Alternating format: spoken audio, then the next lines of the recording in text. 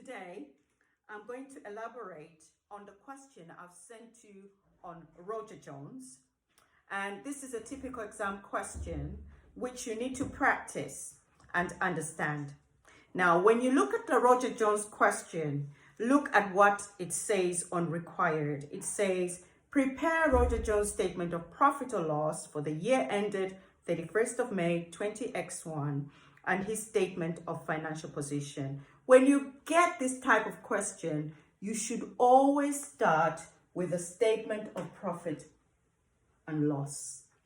After that, you can then do the statement of financial position. What should you really look out for? Important things. Remember, as I told you, the format is always the same. Therefore, on that part, you just have to memorize and learn what I taught you about the format of statement of profit or loss.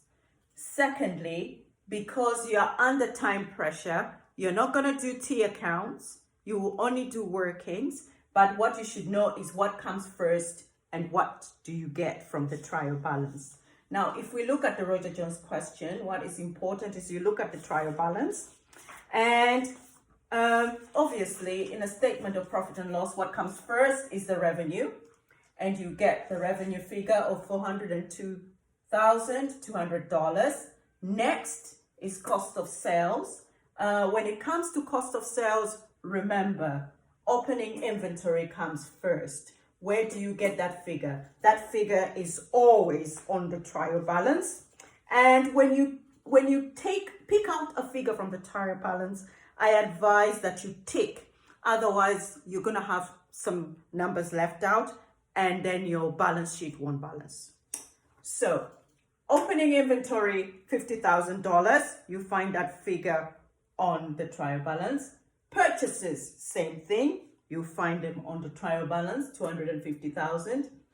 And a new one this time, purchase returns, $15,000. Purchase returns will always be deducted from purchases because your company, you bought things and you returned them. Therefore, you're going to deduct from the purchase figure.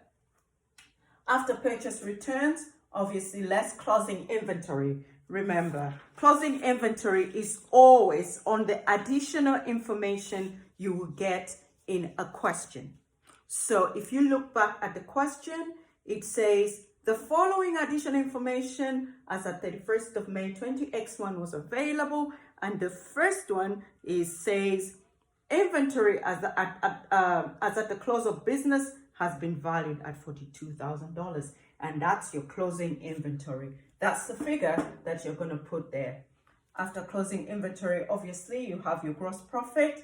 And then you take all the expense items. Now, obviously, the expense items, you just have to learn them. You just have to practice. And some of them are obvious. The only new expense item here is depreciation. You know, wages and salaries, selling expenses, loan interest. Depreciation is the new one. So I am going to go through the workings of the depreciation calculation.